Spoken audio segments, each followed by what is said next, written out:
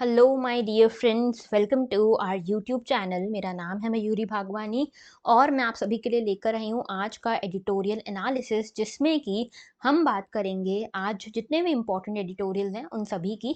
तो देखो, आज जो है इससे पहले आप लोगों के लिए डीएनए यानी कि daily news analysis already publish हो चुका है। आई होप आप लोगों ने वो देख लिया हो, क्योंकि बहुत ज़्यादा इम्पोर्टेंट है प्रीलिम्स के लिए। दूसरी चीज़, आज 9:15 पे आपको मिल जाएगी एक क्विज़, जिसमें हम जितने भी करंट अफेयर्स न्यूज़ में हैं उनके ऊपर एक क्विज आपके लिए लेकर आते हैं, so that you can better retain the current affairs. Okay, आगे बात करते हैं। तो देखो, इस एनालिसिस में, एडिटोरियल एनालिसिस में एक खास बात है, वो ये कि हम आपको at the end of this analysis एक आंसर राइटिंग के लिए एक मेंस का क्वेश्चन देते हैं प्रैक्टिस के लिए। तो ये मेंस का क्वेश्चन आपको मिलेगा by the end of this video. ये जो वीडियो के एंड में आपको क्वेश्चन मिलेगा, इसको आपको लिख के टेलीग्राम ग्रुप पे भेजना है। कौन सा ग्रुप है बताऊंगी अभी। यहाँ पे याद रखना कि मैं हर किसी का फीडबैक नहीं दे सकती, मैं सभी के क्वेश्चंस को, सभी के आंसर्स को रिव्यू ज़रूर करती हूँ, और इसी रिव्यूइंग के बेसिस पे मैं बेस्ट आंसर को पिन करती हूँ। लेकिन मैं हर किसी के आंसर को फीडबैक नहीं दे सकती चैनल के ऊपर, ग्रुप के ऊपर हमारे। इसीलिए आप लोगों को एक दूसरे के आंसर्स को रिव्यू करना है, और ऐसा रिव्यू नहीं करना है कि सिर्फ लिख दिया वेरी गुड नाइस अटेम्प्ट, ये सब नहीं। प्रॉपर डिटेल्ड रिव्यू दो, जिससे कि सामने वाला भी इम्प्रूव करे और आप भी इम्प्रूव करो। ओके, तो फीडबैक प्रॉपर देना है, पीयर रिव्यू करना है, और जो लोग एक दूसरे का रिव्यू करेंगे उन्हीं के आंसर्स को मैं फीडबैक दूंगी, और जो भी बेस्ट आंसर होगा वो मैं बता दूंगी by the next morning. Okay, आगे बात करते हैं। तो देखो, आपको भेजना कहाँ है अपना आंसर, आपको भेजना है इस टेलीग्राम ग्रुप पे, मयूरी भागवानी यूपीएससी। सर्च करना टेलीग्राम पे, बड़े आराम से मिल जाएगा। साथ में ये वाला हमारा मेजर चैनल है, जिसपे आपको इन लेक्चर्स की पीडीएफ, मेरी साइट से जो भी अपडेट्स होते हैं वो सब आपको यहाँ मिलते हैं। ओके, देखो, इसके अलावा कोई भी क्वेरी हो, डाउट हो रिगार्डिंग यूपीएससी, तो आप मुझसे मेल के थ्रू, ट्विटर के थ्रू, इंस्टाग्राम के थ्रू कनेक्ट कर सकते हो। ओके, आगे बात करते हैं। तो कल का मैंने क्वेश्चन जो दिया था last, what do you understand by trial by media, critically examine its implication on the justice system of the country। अब देखो, यहाँ पे ट्रायल बाय द मीडिया हमने एक एडिटोरियल भी लिया था, यहाँ पे ऐसा ही उसी के बेसिस पे ये क्वेश्चन आपसे पूछा गया था। तो यहाँ पे आपको इंट्रोडक्शन में बताना था कि प्रेजेंटली क्या कहा है हमारे सीजीआई ने अबाउट द मीडिया ट्रायल। उसके बाद आप आते इस पार्ट पे, जिसमें आप समझाते कि मीडिया ट्रायल होता क्या है, ट्रायल बाय द मीडिया क्या होता है, विद एग्जांपल्स। मैं चाहती थी कि आप लोग समझाओ, बहुत सारे लोगों ने एग्जांपल्स मिस आउट करे हैं, सिर्फ कश्यप हैं इन्होंने एग्जांपल्स दिए, और किसी के आंसर में मुझे ज़्यादा एग्जांपल्स देखने को नहीं मिले। ओके, अच्छा, इसके साथ आपको इम्प्लीकेशंस बताने थे। अब देखो, यहाँ पे ऑल दो क्रिटिकली एग्जामिन लिखा हुआ है। अब आप लोग क्या समझते हो कि क्रिटिकली एग्जामिन हमेशा इसका मतलब होगा पॉजिटिव और नेगेटिव, बताओ। पर यहाँ पे क्वेश्चन भी तो समझो, यहाँ पे trial by the media, media trial अपने आप में एक नेगेटिव टर्म है, ठीक है। मीडिया ट्रायल कर रही है, इसका मतलब बेसिकली ये है, जो कि मीडिया का काम नहीं है। तो मीडिया ट्रायल अपने आप में एक नेगेटिव वर्ड है। तो इसको, इसके मेजरली आपको नेगेटिव इंप्लीकेशंस ही देने हैं। हाँ, आप इसको कैटेगराइज जरूर कर सकते थे कि जुडिशियल सिस्टम में कैसा यहाँ पे इम्पैक्ट पड़ता है, विक्टिम के ऊपर कैसा यहाँ पे इम्पैक्ट पड़ता है, ओवरऑल सोसाइटी के ऊपर क्या इम्पैक्ट पड़ता है, इस तरह से। लेकिन मेजरली नेगेटिव फॉलआउट्स के ऊपर ही हमको फोकस रखना था। हाँ, अगर आपको लगता है कि कुछ पॉजिटिव फॉलआउट्स हैं जिनको आप ले सकते हो साथ में, उनके लिए आप एंड में एक पैराग्राफ लिख सकते थे। वैसे इसके कोई positive outcomes as like as a whole इतने नहीं है। ओके, इसके बाद एक कंक्लूजन दोगे, कंक्लूजन में आप वे फॉरवर्ड लिखोगे। अच्छा, एक चीज याद रखना है, एक और इम्प्रूवमेंट। वैसे तो I am very happy with all of yours performance, कि आप लोग काफी अच्छा परफॉर्म कर रहे हो। और देखो, मेरे पास अब एक नाम नहीं रहता, मैं बेस्ट आंसर में किसका नाम दूं, इसीलिए इतने सारे नाम आपको देखने को मिल रहे हैं। ओके, तो अच्छा, एक चीज बस इंप्रूव ये करना कि कभी भी लिखो कंक्लूजन एंड वे फॉरवर्ड, तो इसके लिए अलग से यहाँ पे हेडिंग मत डाला करो, ठीक है। वे फॉरवर्ड लिखने की जगह उसको कंक्लूजन में एक साथ लिखो। ओके, तो कभी भी ऐसी हेडिंग्स नहीं डालते हैं हम हमारे आंसर्स में। मैंने कुछ लोगों के आंसर्स में देखा कि उन्होंने हेडिंग डाल के रखी है, कंक्लूजन, वे फॉरवर्ड्स, इस तरह की।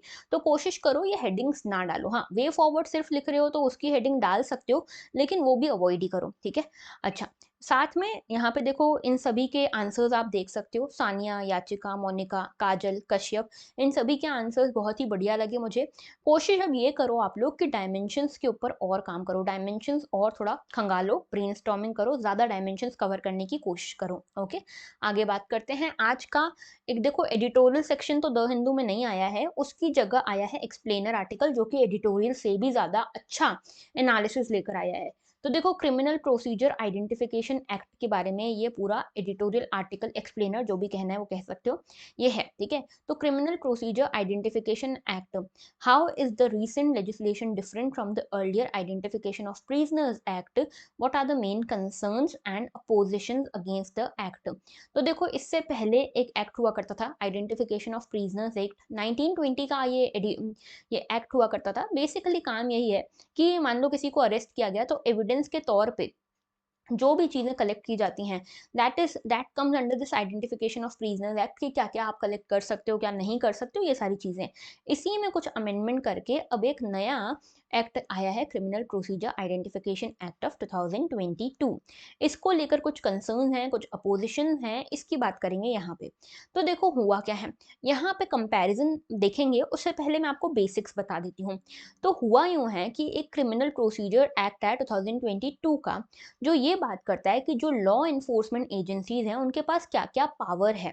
अगर कोई भी पर्सन को अरेस्ट किया जाता है, कन्विक्ट होता है वो पर्सन क्रिमिनल मैटर्स में या अक्यूज्ड भी होता है, तो इन्वेस्टिगेशन के पर्पस से, आइडेंटिफाई करने के पर्पस से क्रिमिनल को या जो भी कन्विक्ट है उसको यहाँ पे मेजरमेंट्स लिए जा सकते हैं, ठीक है? मेजरमेंट्स लिए जा सकते हैं। मेजरमेंट में मतलब सब चीज़ें आ गई, फोटोग्राफ आ गई, बायोमेट्रिक्स आ गई, ये सब कुछ, ठीक है?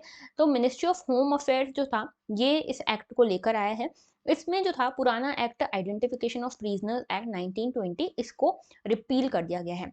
तो अब यहाँ पे देखो what is the use of identification details. Criminal trials में आइडेंटिफिकेशन का क्या यूज होता है, तो वही यूज है जो मैंने आपको बताया एविडेंस के तौर पे, फोटोग्राफ्स लेना या मेजरमेंट्स लेना किसी भी पर्सन की, उसके जैसे मान लो कि कोई केस हुआ, मर्डर का केस है, वहां पे आपको जूते के निशान दिखते हैं, तो आप जूते का यहाँ पे सैंपल का उसका साइज ले सकते हो ना, मेजरमेंट ले सकते हो कि क्या ये वही जूता है, ठीक है। तो ये जो एविडेंसेस कलेक्ट करने वाली बातें हैं वो सब इसमें आती है, ओके।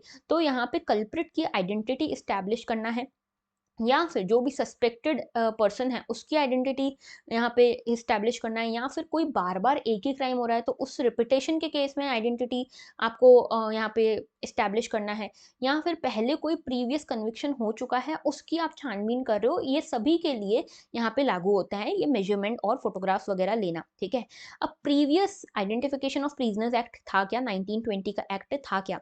तो देखो यहाँ पे अभी आपको एक समझना चीज़ ज़रूरी है कि पुलिस जो होती है हमारी, पुलिस के पास अरेस्ट करने की तो पावर होती है, लेकिन किसी पर्सन को सर्च करने की पावर नहीं होती। इसके लिए पुलिस को अलग से लीगल सैंक्शंस की ज़रूरत होती है, लॉ की ज़रूरत होती है जो उसको ये पावर्स दे। तो यहाँ पे अभी तक ये आइडेंटिफिकेशन जो पुराना एक्ट था, आइडेंटिफिकेशन एक्ट, ठीक है, 1920 का, वो ये पावर्स दिया करता था, ओके। अब यहाँ पे ये जो लीगल सैंक्शंस बनाए गए हैं, क्यों बनाए गए हैं कि यहाँ पे एकदम आर्बिट्रेरी पावर ना मिल जाए पुलिस को, और इसीलिए एक बैलेंस बना रहे इंडिविजुअल के राइट्स और जो पूरा जो सोसाइटी है उसके राइट्स, उसके इंटरेस्ट के बीच में। इंडिविजुअल कौन है यहाँ पे, जिसको जो अक्यूज्ड है उसके भी राइट्स हैं, और ओवरऑल उसने अगर कोई क्राइम किया है तो दैट इज अगेंस्ट सोसाइटी, तो उसके भी कुछ राइट्स हैं, तो दोनों के बीच में एक बैलेंस बना रहे, इसके लिए ये लेजिस्लेशन लाया जाता है, ठीक है।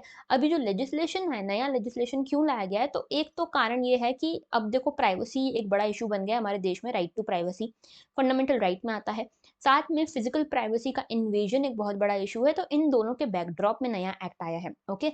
जो पुराना एक्ट था इसमें क्या था, अब देखो उसमें क्या था कि यहाँ पे आप जो भी एविडेंसेस वगैरह है उसको मेजर कर सकते थे, लेकिन अभी जो नया एक्ट है उसमें आप नए तरह के एविडेंसेस भी ले सकोगे। पहले आप फिंगरप्रिंट्स, फुटप्रिंट्स, ये मेजरमेंट्स, ये सब चीज़ें ले सकते थे इस एक्ट के अंतर्गत, 1920 के एक्ट के अंतर्गत। अब क्या हो रहा है, अब नई चीज़ें आ रही है, नए तरह के एविडेंसेस आ रहे हैं, ठीक है, लाइक फोटोग्राफ्स और फुटप्रिंट, फिंगरप्रिंट तक सब कुछ सीमित नहीं है, ठीक है। अब तो बहुत सारी चीज़ें आ गई, बायोमेट्रिक्स आ गए हैं, डीएनए आ गया है, बहुत सारी चीज़ें हैं, ठीक है। तो यहाँ पे इसी तरह के जो, जैसे अभी क्या होता है कि मान लो कोई किसी पर्सन को अरेस्ट किया गया, अब ये अरेस्ट किया गया, अब यहाँ पे ये जो अरेस्ट हुआ है पर्सन वो मना कर सकता है कि मैं अपने फिंगरप्रिंट नहीं दूंगा, ठीक है। अगर इसने मना कर दिया मैं अपने फिंगरप्रिंट नहीं दूंगा, मान लो इसी ने करा है किसी का मर्डर और यहाँ पे क्रिमिनल इन्वेस्टिगेशन हो रहा है कि किसने किया है ये, तो मान लो ये बोलता है नहीं मैं अपने फिंगरप्रिंट नहीं दूंगा, तो ऐसे में पुलिस के पास कोई पावर ही नहीं है कि इससे बोल सके, इसको यहाँ पे कंप्लाई करवा सके। इसके लिए ये आइडेंटिफिकेशन एक्ट जो है ये पुलिस को पावर दे सकता है कि नहीं आप इसके फिंगरप्रिंट्स लीजिए, ये पर्सन जो है लीगली सैंक्शनड है इसके अंतर्गत, ओके। अच्छा, अभी यहाँ पे इस एक्ट को हम रिप्लेस क्यों कर रहे हैं, पहली चीज तो ये कि इसको रिप्लेस क्यों कर रहे हैं क्योंकि इसके अगेंस्ट कई सारे ऐसे बातें आई है कि इसको अमेंड करो, अपडेट करो। 1980 में 87th रिपोर्ट आई थी लॉ कमीशन ऑफ इंडिया की। इसने बोला कि ये जो लेजिस्लेशन है आइडेंटिफिकेशन ऑफ प्रिजनर्स एक्ट 1920 इसको हमें रिव्यू करना चाहिए, रिकमेंड करना चाहिए। नई चीज़ें इसमें, नए अमेंडमेंट्स। यहाँ पे एक केस भी आया था state of UP versus Ram Babu Mishra case, ठीक है। इसमें सुप्रीम कोर्ट ने बोला कि यहाँ पे इस लॉ को अमेंड कीजिए। क्यों अमेंड करो? पहली चीज़ तो ये कि यहाँ पे मेजरमेंट्स जो जिन जिन चीज़ों का आप ले सकते हो उनको एक्सपांड करने की ज़रूरत है। जैसे पाम इम्प्रेशन भी अब ले सकते हो, ठीक है, सिग्नेचर हो गया, राइटिंग हो गया, वॉइस हो गया, वॉइस का सैंपल, ये सारे एविडेंसेस भी आप अब इसमें ले सकते हो, ठीक है। साथ में कुछ और भी यहाँ पे मेजरमेंट्स आप ले सकते हो, जैसे कि सीआरपीसी के अलावा भी आपको अगर कोई और यहाँ पे क्राइम है तो उसके लिए भी आप मेजरमेंट्स ले सको, एविडेंसेस ले सको। अभी इसका दायरा बंद था, बहुत रिस्ट्रिक्टेड था। दूसरी चीज़ ये कि यहाँ पे ये भी देखा गया कि मिनिस्ट्री ऑफ होम जो है, एक सेकंड, मिनिस्ट्री ऑफ होम का ये कहना था कि यहाँ पे और भी कई सारे मेजरमेंट्स की हमें ज़रूरत है, ठीक है। और इसमें कैसे जो नए नए मेजरमेंट्स आ रहे हैं ना और नई इन्फोर्समेंट एजेंसीज आई हैं उनके लिए। तो मेन हाइलाइट्स एंड डिफरेंसेस क्या हैं? तो देखो, जो आइडेंटिफिकेशन ऑफ प्रिजनर एक्ट 1920 था और जो नया क्रिमिनल प्रोसीजर आइडेंटिफिकेशन एक्ट है, इस दोनों में डिफरेंस ये है। पहला तो यहाँ पर सिमिलैरिटी एक ये है कि लीगल सैंक्शन मिल जाता है पुलिस को या लॉ एनफोर्समेंट एजेंसीज को कि वो मेजरमेंट्स कलेक्ट कर सकें। दूसरी चीज़ ये है कि यहाँ पे जो पर्पस है यूजेबल डाटाबेस का, ठीक है, कि आप यहाँ पे यूजेबल डाटाबेस एक क्रिएट कर सको। स्टेट लेवल पे हर स्टेट जो है वो नोटिफाई करेगा एक अप्रोप्रिएट एजेंसी जहाँ पे ये डाटा रखा जाएगा। अभी एनसीआरबी में ये डाटा रखा जाता है स्टेट लेवल का, ओके। अच्छा, दूसरी चीज़ ये कि यहाँ पे कुछ कंसर्न्स भी बताए गए हैं अभी प्रेजेंट लेजिस्लेशन को लेकर। तो देखो, ये जो है पुराना आइडेंटिफिकेशन ऑफ प्रिजन एक्ट जो है 1920 का, ये कॉलोनियल एरा का लेजिस्लेशन है, ठीक है। लेकिन इसकी कुछ कुछ चीज़ें आज भी हमने रखी है इसमें, इसी को लेकर यहाँ पे इशू है। पहली चीज़ तो ये कि यहाँ पे पोस्ट इंडिपेंडेंस में आ चुके हैं हम, फिर भी हमने कॉलोनियल एरा के लॉ से कुछ चीज़ें डुप्लीकेट करी है। ये फंडामेंटल राइट्स के अगेंस्ट जाता है, जैसे राइट टू प्राइवेसी अब हमारा फंडामेंटल राइट हो गया केएस पुट्टास्वामी जजमेंट के बाद, ठीक है। और ये एक्ट, ये जो राइट है आर्टिकल 21 का हिस्सा हो गया राइट टू प्राइवेसी। तो एक तो राइट टू प्राइवेसी, कुछ लोगों का कहना है कि राइट टू प्राइवेसी जो है वो इसमें वायलेट हो रहा है, ठीक है। दूसरी चीज़ ये कि यहाँ पे हो सकता है कि लेजिटिमेट एम हो, ठीक है, मेजरमेंट के पीछे, लेकिन कई बार क्या हो सकता है कि नहीं हो। तो अब देखो, यहाँ पे बेसिकली केएस पुट्टास्वामी केस में 3 कंडीशंस रखी गई थी कि राइट टू प्राइवेसी आप वायलेट कर सकते हो इन 3 कंडीशंस को फुलफिल करने में। पहला तो ये है कि अगर आपके पास एक लेजिटिमेट एम है, दूसरा इसमें लॉ की बैकिंग है, और तीसरा कि यहाँ पे नेसेसरी और प्रोपोर्शनेट एम है, ठीक है। मतलब जो आप कर रहे हो जिसके कारण राइट टू प्राइवेसी एम, यहाँ पे राइट टू प्राइवेसी कर्व हो रहा है, वायलेट हो रहा है, उससे किसी एम की पूर्ति होती हो। तो पहली 2 चीज़ें तो हो रही है कि लेजिटिमेट एम तो है हमारे पास कि हम यहाँ पे किसी भी क्रिमिनल इन्वेस्टिगेशन को पूरा करना चाहते हैं, दैट इज़ फाइन। दूसरा भी ठीक है कि बैक्ड बाय लॉ, तो ये लॉ भी आ गया। तीसरा इश्यू है कि क्या ये ज़रूरी है? क्या ये प्रोपोर्शनेट है? यहाँ पे कोई दायरा है या नहीं है? ये वाला एक इश्यू है, ठीक है? तो इसको मल्टीपल ग्राउंड्स पे अभी चैलेंज हो सकता है ये। पहला ग्राउंड तो ये कि यहाँ पे जो मेजरमेंट्स को, मेजरमेंट वर्ड को एक्सटेंड किया गया है, इसको जस्टिफाई करना बहुत डिफ़िकल्ट हो सकता है, क्योंकि यहाँ पे देखो बहुत सारी नई चीज़ें भी ऐड की गई है, जैसे बिहेवियरल एट्रीब्यूट्स को यहाँ पे ऐड किया गया है। साथ में जो डाटा प्रोसेसिंग होगी वो यहाँ पे जो नॉर्मल मेजरमेंट्स हुआ करते थे उससे बाहर है, उसके बाहर, उसके दायरे के बाहर भी है, ठीक है। इसके साथ कुछ मेजर्स, कुछ मेजरमेंट्स जो हैं उनको प्रिडिक्टिव पॉलिसिंग के लिए भी यूज़ किया जा सकता है, यानी कि आप सिर्फ तुक्का लगा रहे हो और उसके लिए आपने इतना सारा डाटा कलेक्ट कर लिया किसी का, ठीक है। अच्छा, उसके साथ यहाँ पे जो पर्पस है मेजरमेंट का, वो यहाँ पे बेटर डिफाइन होना चाहिए। अभी जो पर्पस है वो प्रॉपर्ली डिफाइंड नहीं है। सिर्फ आप ये बोल दो कि हम क्रिमिनल इन्वेस्टिगेशन कर रहे हैं इसलिए फोरेंसिक्स की ज़रूरत है। ये एक प्रॉपर एम नहीं है। देखो, इसको एकदम दायरा डिफाइंड होना चाहिए कि कब-कब ऐसा किया जा सकता है, कब-कब आप किसी का मेजरमेंट्स वगैरह जो है, जो भी एविडेंसेस के लिए वो ले सकते हो। दूसरी चीज़ ये है कि यहाँ पे ये भी लिखा हुआ है कि measurements will be taken for either convicted और arrest for the offences that entail imprisonment of 1 year और अपवर्ड्स। तो अभी तक क्या है कि अभी तक बोला जाता था कि 1920 का एक्ट बोलता था कि अगर 1 साल से ज़्यादा की सज़ा होनी है, तब आप यहाँ पे इस तरह के मेजरमेंट्स ले सकते हो किसी भी पर्सन के, चाहे वो कन्विक्ट हो या फिर कन्विक्ट नहीं भी हुआ हो, अभी सिर्फ अक्यूज़ है तब भी, ठीक है। लेकिन ये जो एक्ट है वो बोलता है कभी भी किसी भी ऑफेंस, छोटे से छोटा, छोटे से छोटी चोरी या चकारी के लिए भी आप यहाँ पे एविडेंसेस ले सकते हो। तो कोई बड़ा जुर्म हो या छोटा जुर्म हो, क्रिमिनल होना चाहिए, बस क्रिमिनल एक्ट होना चाहिए, उस केस में आप ये ले सकते हो। डिस्क्रिशन बहुत बड़ा है। डिस्क्रिशन कैसे बड़ा है कि यहाँ पे लोअर लेवल्स पे डिस्क्रिशन बहुत बड़ा है, ठीक है? जैसे यहाँ पे क्या हो सकता है कि सिस्टम ओवर बंडल बर्डन हो सकते हैं, कलेक्शन इतना ज़्यादा हो जाए, स्टोरेज इतना ज़्यादा हो जाए तो हम कहाँ रखेंगे, ठीक है? अच्छा, ये जो रिकॉर्ड्स हैं इनको 75 ईयर्स तक रखा जा सकता है, ठीक है? तो 75 ईयर्स तक रखने की क्या ज़रूरत है, ये भी कहना है अपोज़िशन का और जो प्रोटेस्टर्स हैं उनका, ठीक है? ये जो लेजिस्लेशन है, नया लेजिस्लेशन, ये भी बोलता है कि जो पर्सन अरेस्ट किया जाएगा जिसको भी जो भी पर्सन है, अगर वो 7 साल से कम इम्प्रिजनमेंट भी है या फिर कोई ऐसा ऑफेंस है, जैसे बोलते हैं कि यहाँ पे अगर कोई एक ऐसा ऑफेंस है जो विमेन या चिल्ड्रन के अगेंस्ट नहीं हुआ है और उसकी सज़ा भी 7 ईयर्स से कम है, तो ऐसे में ये अलाउ किया जा सकता है कि यहाँ पे वो पर्सन रिफ्यूज़ कर दे, ठीक है? यहाँ पे वो पर्सन जो है रिफ्यूज़ कर सकता है एविडेंस देने से, मेजरमेंट देने से। लेकिन यहाँ पे भी जो है ये डिस्क्रिशन है, जो भी इन्वेस्टिगेटिंग एजेंसी है उसका डिस्क्रिशन है कि वो ये अलाउ करना चाहेगी या नहीं करना चाहेगी। दूसरी चीज़ ये भी है कि यहाँ पे हो सकता है इसके कारण मास सर्विलेंस होने लग जाए, ठीक है? और यहाँ पे कई सारे डाटाबेस अभी हमारे पास ऑलरेडी हैं, तो इन डाटाबेस के साथ आप मिलाओगे तो कितना ज़्यादा बर्डन्ड सिस्टम हो जाएगा हमारा, ठीक है? साथ में यहाँ पे एक वो लिखा गया है, right against self incrimination. Article 20 clause 3 जो है, एक फंडामेंटल राइट हम सभी को देता है, राइट अगेंस्ट सेल्फ इंक्रिमिनेशन, यानी कि आपको ये मजबूर नहीं किया जा सकता कि आप अपने अगेंस्ट एविडेंस दो। लेकिन सुप्रीम कोर्ट का एक केस हुआ था, state of Bombay versus Kalu Oghad, ठीक है? इस केस में ये बोला गया कि ऐसा कुछ नहीं है, आप यहाँ पे एविडेंस दे सकते हो, जो एविडेंस आपके पास है वो आप दे सकते हो, ऐसा नहीं कि आपसे कुछ जबरदस्ती बुलवाया जाए या लिखवाया जाए, ओके? तो यहाँ पे अपोजिशन जो है उनका भी कुछ कहना है। अपोजिशन कहता है कि यहाँ पे जैसे डीएनए टेक्नोलॉजी रेगुलेशन बिल आया था, उसको पब्लिक डोमेन में रखा, उसकी प्रॉपर स्क्रूटिनी हुई, उसके बाद उसको इम्प्लीमेंट किया, सही तरीका था। इसको पब्लिक डोमेन में तो रखो, पार्लियामेंट्री स्टैंडिंग कमेटी के सामने तो रखो, यहाँ पे आप कंसल्ट ही नहीं कर रहे हो किसी से, ठीक है? आप डायरेक्टली इसको जल्दी से जल्दी पास कराने में लगे हो। तो सेंट्रल गवर्नमेंट ने बोला है कि देखो, जो आप क्रिटिसिज्म वगैरह कर रहे हो, डाटा प्रोटेक्शन को लेकर हमने सारी जो यहाँ पे कॉशन है वो बरता है, पहले से ही प्राइवेसी को लेकर कॉशन हमने बरता है। इसके अलावा अभी एक रिट पिटीशन सुप्रीम कोर्ट में, सॉरी दिल्ली हाई कोर्ट में है रिगार्डिंग दिस एक्ट, कि इसको चैलेंज किया गया है कॉन्स्टिट्यूशनल बेसिस पे।